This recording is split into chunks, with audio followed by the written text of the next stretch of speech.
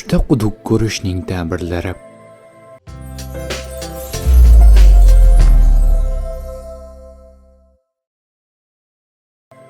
Ibn Sirin aytadiki, tushdagi quduq ta'birda xotinni bildiradi. Agar tushida biror yerda quduq qaziyotganini ko'rsa, xotin olishiga dalildir. Agar birovga quduq qazishda yordam berayotgan bo'lsa, ayol bilan erkak orasida vositachi sifatida bir kishi bo'lib, u makruh hiyla bilan ayolga o'sha kishini berishni xohlaydi. Chunki quduq qazmoq makruh hiylani bildiradi. Misolda aytiladiki, falonchiga choh qazidi desa, unga yomonlik va hiyla qilmoqchi deganini bildiradi. Quduq suvi ayolning mol va davlatini bildiradi. Agar har kim quduqdan suv ichayotganini ko'rsa, ayolining mol va davlatidan yeyishini bildiradi.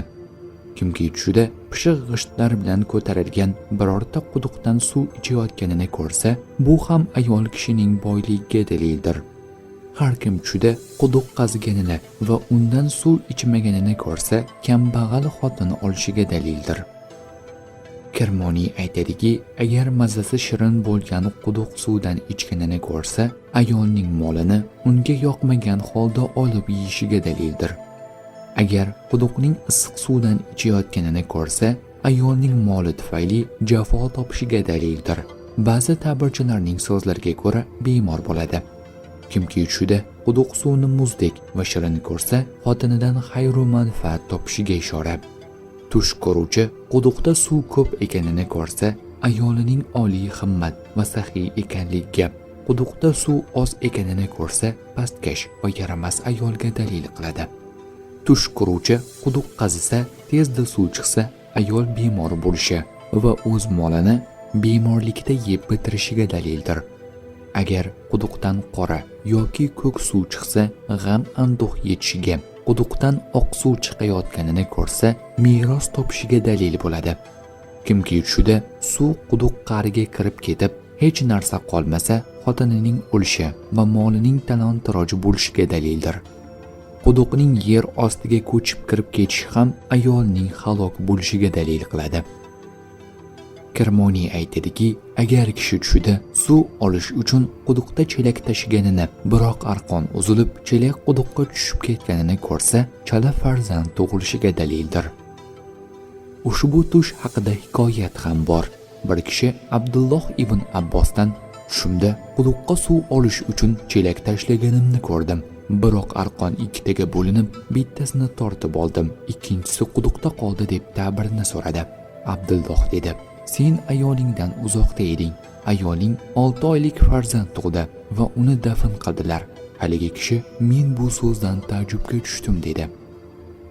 Hazrati Doniyol aytadilarki, har kim tushida ma'lum bir joyda quduq qaziyotganini ko'rsa, o'z yaqinlariga makruh hiyla qilishiga dalildir. Ba'zi ta'birchilarning aytishicha, choh qazmoq va suv chiqarmoq nikoh hukmiga egadir. Agar birov uchun quduq qaziyotganini ko'rsa, birovning nikohi uchun vositachi bo'lishini bildiradi. Jobir Mag'ribiyning aytishicha, agar quduqdan suv olayotganini ko'rsa, makruh hiyla bilan boylik to'plashiga dalildir. Xususan bu quduqni o'zi kamlagan bo'lsa. Agar quduqdan chelakka suv olib ko'zaga quyayotganini ko'rsa, o'z molini yaxshilab saqlashni bildiradi. Agar quduqdan suv olib yerga quyayotganini ko'rsa, molidan nafaqa qilishini bildiradi. Kimki tushida quduqqa yiqilib ketganini ko'rsa, makruh hiylaga duchor bo'lishini bildiradi. Kimki tushida bog'ni sug'orayotganini ko'rsa, to'plagan moliga xotin olishi yoki kanizak xarid qilishini bildiradi. Agar o'sha bog'da mevalar borligini ko'rsa, xotini farzand tug'ishiga ishora qiladi. Ba'zi ta'birchilarning aytishicha, boqqa suv berayotganini ko'rsa, o'z xotini bilan yaqinlik qilishini bildiradi. Agar suv quduq qirg'og'iga to'lib chiqib, oqib ketayotganini ko'rsa, boshqa xotinga uylanishi va undan mol va ne'mat topishini bildiradi. Ja'far Sodiq aytadiki, tushda quduq ko'rmoq 6 narsani bildiradi: xotinni, kanizakni, olimni, boyni, aldovni, makruh hiylani.